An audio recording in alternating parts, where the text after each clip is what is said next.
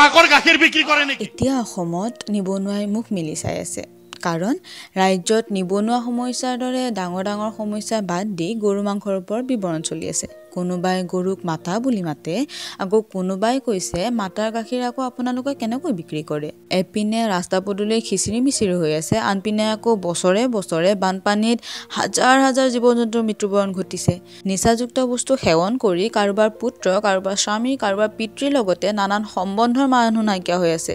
ইমান ডাঙৰ ডাঙৰ সমস্যা বাদ দি কোনে গৰু খাব নে কোনে গাহৰি খাব, তাৰ ওপৰত বৰ্তমান অসমত গভীৰভাৱে এখন বৈঠক বহি আছে। কোনোবাই মাকৰ গাখীৰ বিক্ৰী কৰে নেকি? আপুনি গো মাতাৰ গাখীৰ কিয় বিক্ৰী কৰে? আপোনালোকৰ সমাজত কেলে বিক্ৰী হৈ আছে? কিয় হৈ আছে? কিয় হৈ আছে? এইবিলাক কথা নক'ব। যুক্তিৰ কথা কৈছো শুনক।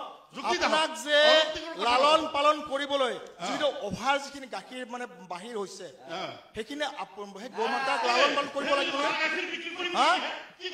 লালন পালন কৰক। শুনক, গো হত্যা আপোনালোকৰ ধৰ্মীয় বিষয় নহয়। কোৰাণত গো হত্যাৰ প্ৰসংগ নাই। পোনপ্ৰথমে অসমৰ মুখ্যমন্ত্ৰীগৰাকী কালি তেওঁৰ কেবিনেটত যি সবল আৰু শক্তিশালী সিদ্ধান্ত গ্ৰহণ কৰিলে যে অসমৰ সকলো ঠাইতে ৰাজহুৱা অনুষ্ঠানত, হোটেল, ৰেষ্টুৰেণ্ট আদিত যিকোনো ধৰণৰ ধৰ্মীয় অনুষ্ঠানত গো মাংস নিষিদ্ধ কৰাৰ সিদ্ধান্ত অতি সময় উপযোগী, অতি সঠিক, অতি সবল সিদ্ধান্ত বুলি আমি গ্ৰহণ কৰিছোঁ।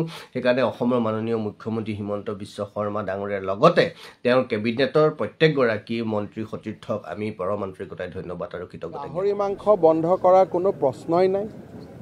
আমিতো চৰকাৰে স্কিম দি আছোঁ যে আৰু ভালকৈ গাহৰি মাংসৰ ব্যৱহাৰ হওক, কাৰণ ই এটা ইকনমি। গতিকে কোনোবা ল'ৰা ছোৱালী যদি গাহৰি খেতি কৰিব খোজে, গাহৰি পালন কৰিব খোজে, তাৰ কাৰণে অহা বাজেটত আমি আৰু ভাল স্কিমহে দিব গৈ আছোঁ, যাতে ভাল স্কিম পায়। গতিকে গাহৰি বন্ধ কৰা কোনো কথাই নাই, কাৰণ কোনো ধৰ্মত গাহৰিকতো মা বুলি কৈ যোৱা নাই। গতিকে যদি গাহৰি বন্ধ কৰিব লাগে, ছাগলীও বন্ধ কৰিব লাগিব। সেইটো এটা বেলেগ বিতৰ্কত হ'ব, এইটো ভেগান বিতৰ্কলৈকে গুচি যাব। হাস্যকৰ কথা।